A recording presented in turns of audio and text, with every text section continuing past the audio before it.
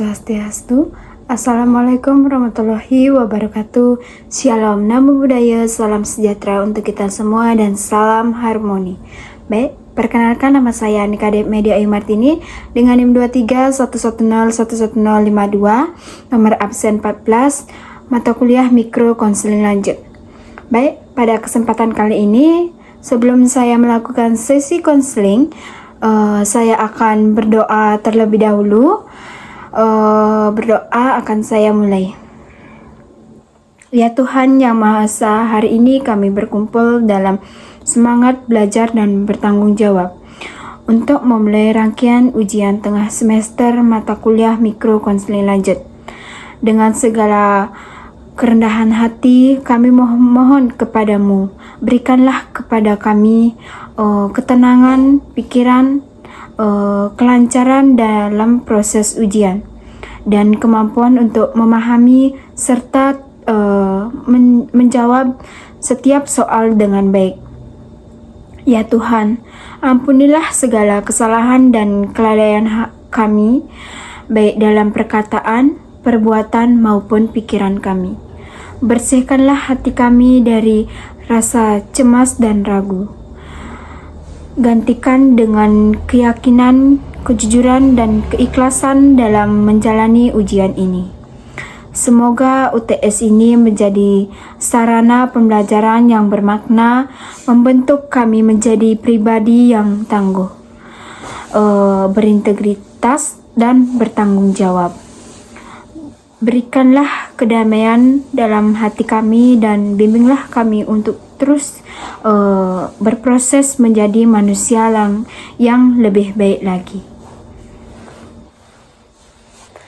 Baik, selanjutnya saya akan menampilkan contoh-contoh dari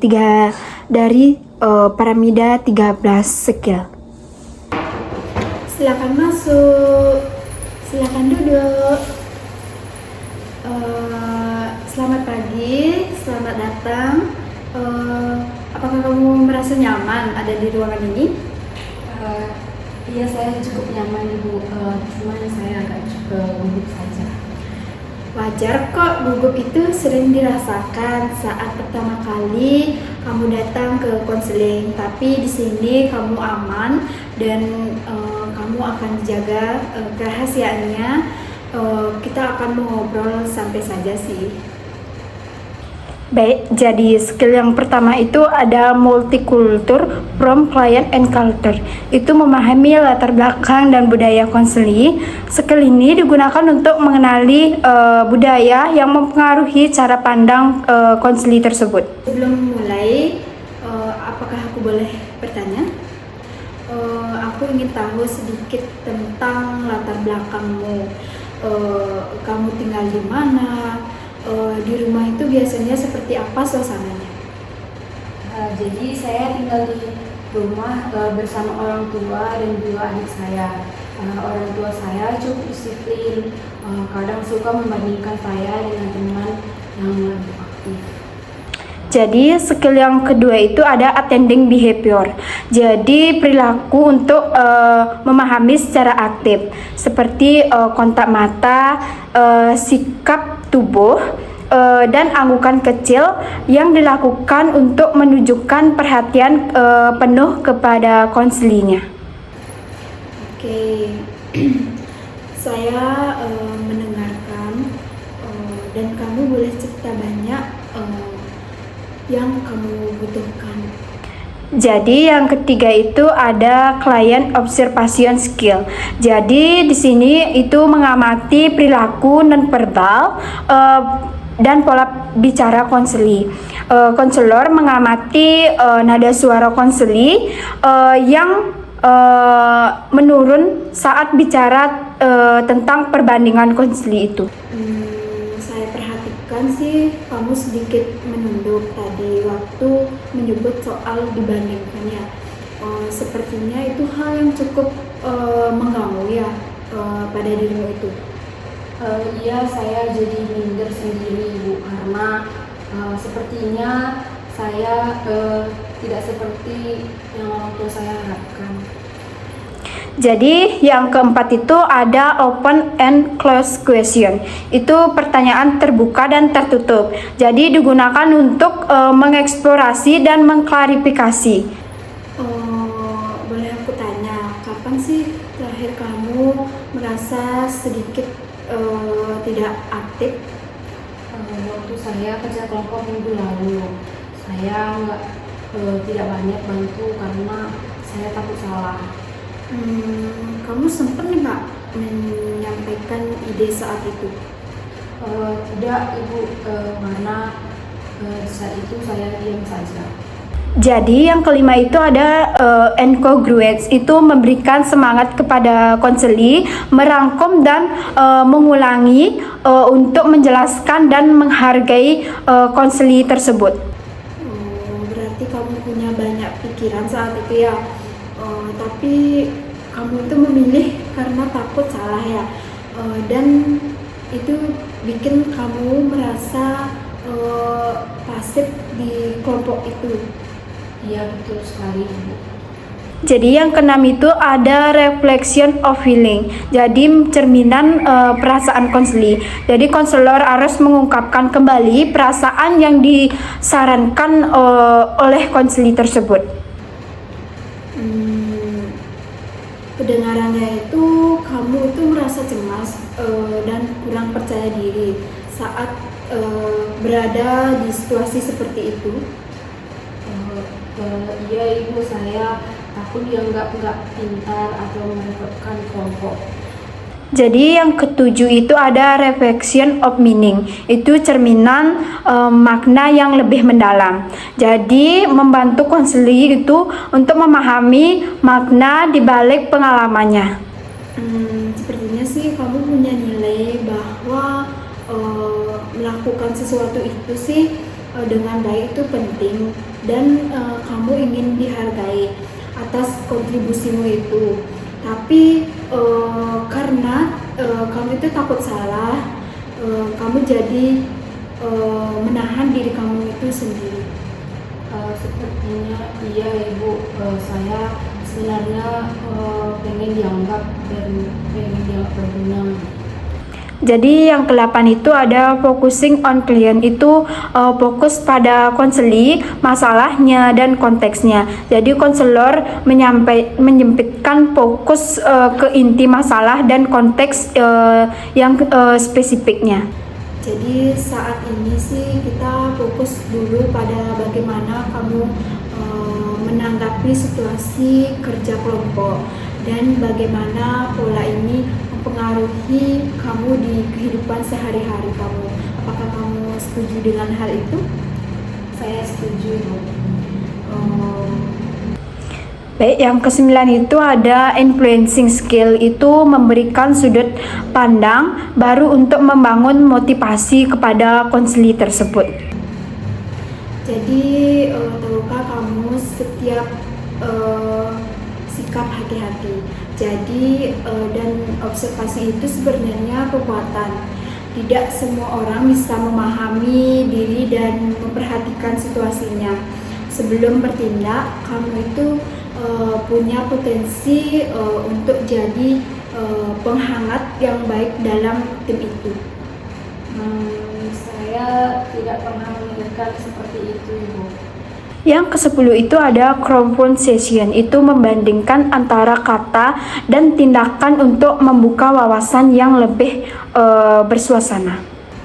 Kamu bilang kamu ingin dianggap berguna ya, tapi kamu itu memilih menurutmu itu tindakan itu mendukung tujuanmu nggak? Enggak sih Bu, malah tidak kelihatan kontribusi saya. Jadi yang ke-11 itu ada incongruity, itu menunjukkan ketidaksesuaian antara keyakinan dan tindakannya. Jadi konselor membantu konseli untuk melihat kontradiksinya. Jadi tidak ada kesesuaian antara keinginanmu untuk dihargai dan kebiasaan kamu untuk menghindar. Menurutmu itu bagaimana sih cara kecil untuk melalui penjelasan menjelaskannya itu? Mungkin mulai dengan mengasih satu ide kecil dulu pas kerja kelompok gitu. Yang ke-12 itu ada skill sequencing and structuring the interview, itu menyusun struktur sesi dengan urutan logis. Jadi konselor itu menyusun sesi dari eksplorasi awal ke refleksi lalu ke arah solusinya. Tadi kan kita mulai dengan perasaanmu tentang dibandingkan, lalu masuk ke pola saat kerja kelompok. Nah, sekarang kamu sudah bisa melihat langkah kompleks untuk melalui berubah bagaimana perasaanmu sejauh ini. Saya merasa lebih jelas. Ternyata saya tidak sembuh itu. Cuman saya belum menemukan cara untuk memulainya saja. Jadi yang ke-13 itu ada personal and theory. Itu konselor membangun pendekatan reframing dari teori kognitif dengan empati personalnya sendiri. Saya sih percaya setiap orang itu punya kekuatan tersembunyi sih yang kadang tertutup oleh ketakutan. Jadi dalam kasusmu itu kehati-hatian itu bukan kelemahan, tapi dasar dari keputusan yang bijak. Dan sekarang tinggal bagaimana mengubah kekuatan jadi tindakan kecil, dan bagaimana supaya kamu bisa menginginkan apa yang kamu inginkan. Terima kasih banyak Ibu. Saya jadi lebih semangat buat coba langkah kecil tadi. Baik, di sesi ini sih cukup ya. Mungkin kamu bisa datang minggu depan lagi supaya saya itu lebih tahu bagaimana perkembangan kamu dan kamu bisa cerita lebih banyak kepada saya. Baik Ibu, saya akan mencoba mulai minggu ini. Baik, terima kasih ya Regina. Kamu harus semangat. Baik, terima kasih Ibu. Oke, hati-hati ya. Baik, sekian video 13 skill dari Paramida Counseling. Selanjutnya saya akan lanjut ke video RPBK dengan menggunakan 13 skill dan tahapannya serta indikatornya.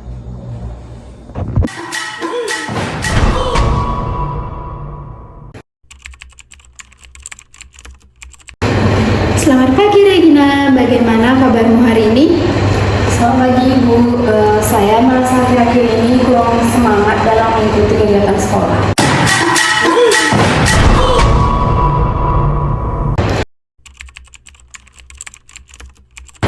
Baik, terima kasih Rina, kamu telah berbagi. Bisa kami ceritakan lebih lanjut apa yang membuatmu itu merasa kurang semangat? Saya merasa tidak punya inisiatif untuk ikut serta dalam kegiatan kelas atau organisasi Bu. Apakah ada pengalaman tertentu yang membuat kamu merasa sedemikian atau seperti itu?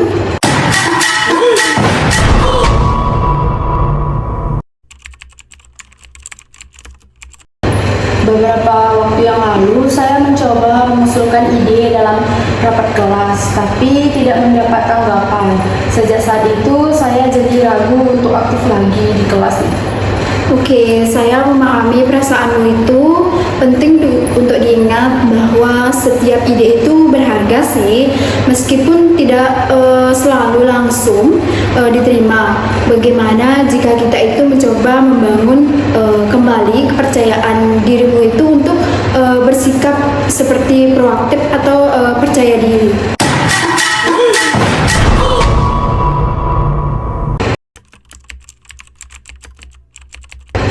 Saya ingin Ibu, tapi saya takut ditolak lagi.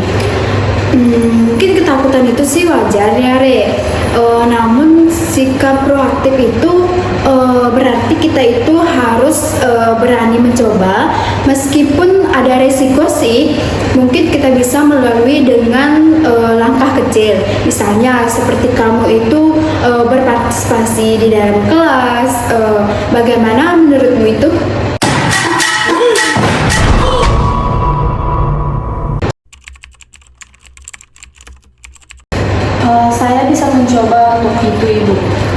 bagus kita bisa membuat rencana bersama untuk membantu kamu itu supaya lebih aktif. Misalnya menetapkan tujuan seperti berpartisipasi dalam kegiatan tertentu. Apakah kamu bersedia untuk melakukan hal itu?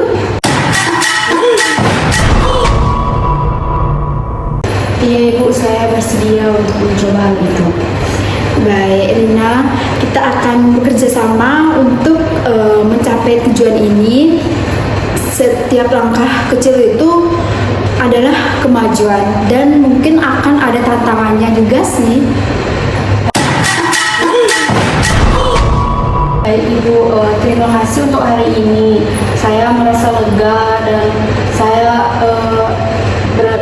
saya menjadi lebih semangat untuk menjalani hari-hari saya. Baik, terima kasih Re.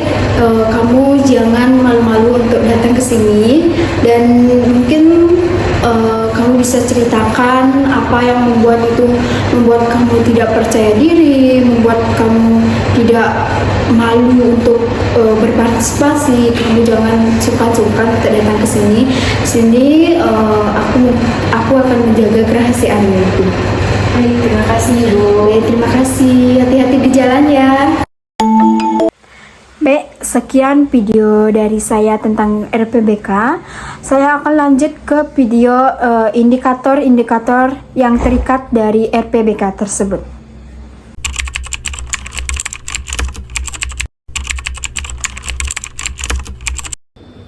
Liz, tadi kan rumahku berantakan banget, tapi aku males ngerjainnya no.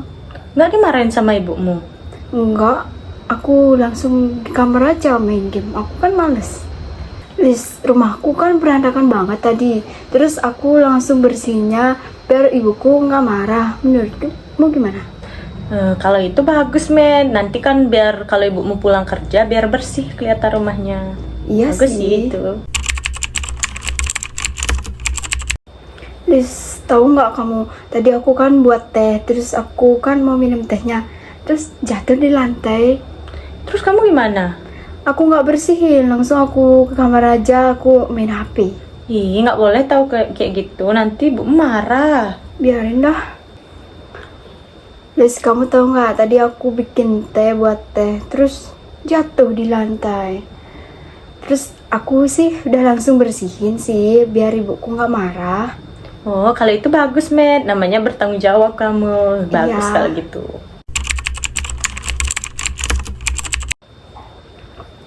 Liz, aku sih disuruh sekolah sama bapakku lanjutin. Tapi aku nggak mau, aku nggak ada temen di sana. Ih, kok gitu sih, Med? Kan nggak perlu teman. Itu kan disesuaikan sama minat sama bakat kamu. Nggak, aku nggak mau, nggak ada temen. Ih, kok gitu sih? Liz, aku kan disuruh sekolah sama bapakku. Dan sekolah itu sih udah bagus, sesuai dengan keinginanku. Terus bapakku disuruh aku mutusinnya tuh sekarang. Dan aku sih udah jawab, aku udah mutusin aku mau sekolah di sana gitu. Oh, bagus, Med. Kan itu juga sesuai sama minat dan kemauan kamu. Bagus Iya. kalau gitu. Liz, aku disuruh ikut lomba tapi aku nggak mau. Kok nggak mau sih? Ya, aku nggak mau ngebaban pikiranku. Nanti aku nggak dapet apa-apa, orang tua aku marah lagi. Aku nggak mau ngambil resikonya. Liz, aku ikut lomba loh. Tadi disuruh sama gurunya aku. Oh, lomba apa tuh, Men? Ada lomba di sekolahku, terus aku ikut karena aku juga udah pikirin mateng-mateng. Nanti kalau ada resikonya itu kan aku tanggung sendiri jadinya. Oh, bagus tuh, Med. Kalau gitu, kamu tuh kan bisa belajar dari lomba ini, bisa dapat pengalaman gitu. Iya sih. Baik, sekian pemaparan video dari saya. Untuk itu saya akan menutupnya. Sebelum itu saya akan membacakan doa penutup. Ya Tuhan yang Maha Esa, pada akhir rangkaian ujian tengah semester ini, kami bersyukur atas setiap kesempatan, setiap ilmu dan setiap proses telah kami jalani bersama. Terima kasih atas kekuatan, keterangan, dan kemampuan yang Engkau limpahkan kepada kami, hingga kami mampu menyelesaikan ujian ini dengan sebaik-sebaiknya.